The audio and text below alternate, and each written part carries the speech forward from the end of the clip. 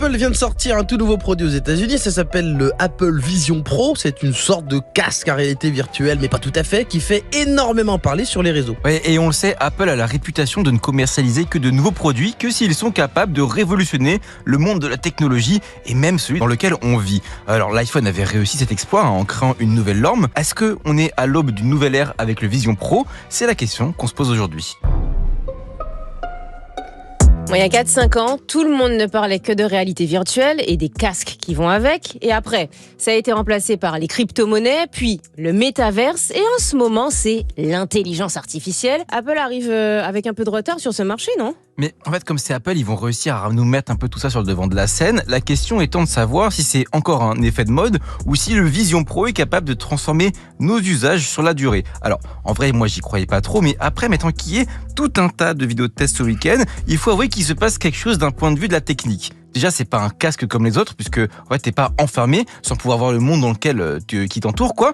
Puisqu'en fait, là, le Vision Pro, il est capable de reproduire le monde qui t'entoure en direct sur ton écran, de manière un peu bluffante, vraiment comme si tu regardais à travers une vitre, quoi, presque, en fait. Oui, exactement. C'est comme si tu avais un masque de ski.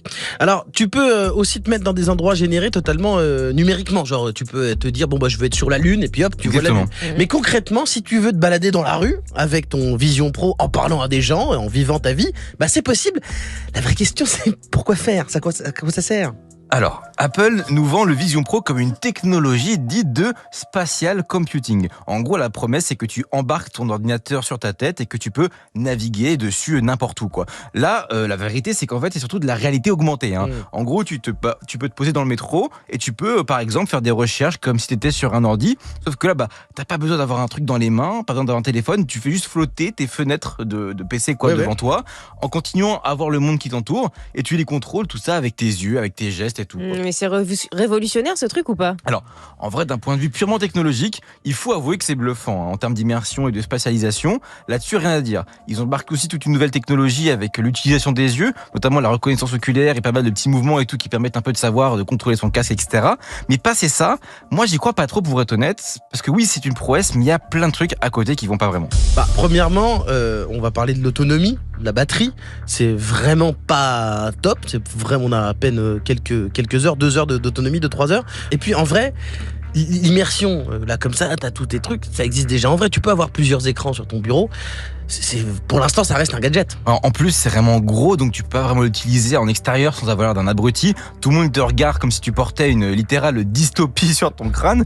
Mais pour moi, l'argument principal pour vous dire que c'est pas une révolution, c'est le YouTuber tech numéro 1 au monde, Marques Brownlee, qui me l'a mis en tête en parlant du concept de Killer App. Une Killer App, en gros, c'est une application qui justifie presque l'achat d'une technologie à elle seule parce qu'elle est capable de révolutionner ton quotidien ou ta façon de consommer du divertissement. Et là, il y en a pas. Ton quotidien va pas changer parce que tu peux utiliser un gros casque au lieu d'avoir ton tel dans la main.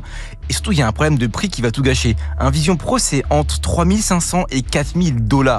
Qui va pouvoir l'acheter, du coup, à part les gens riches ? Pas moi. Et c'est là qu'on tombe dans un problème, c'est que, qui était déjà celui des casques virtuels de base. Il n'y a pas assez de gens qui vont l'utiliser pour que des professionnels se mettent à travailler sur de potentielles applications.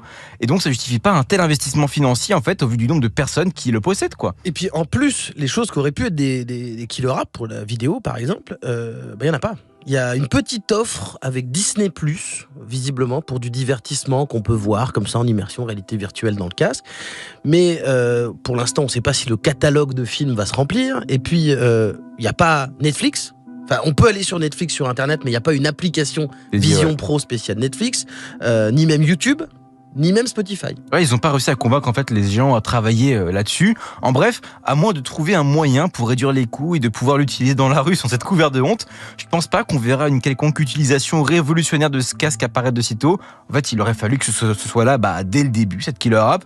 Et je ne serais donc pas étonné de voir ce projet être totalement abandonné d'ici quelques années, même s'il est effectivement à la pointe de la technologie dans son genre.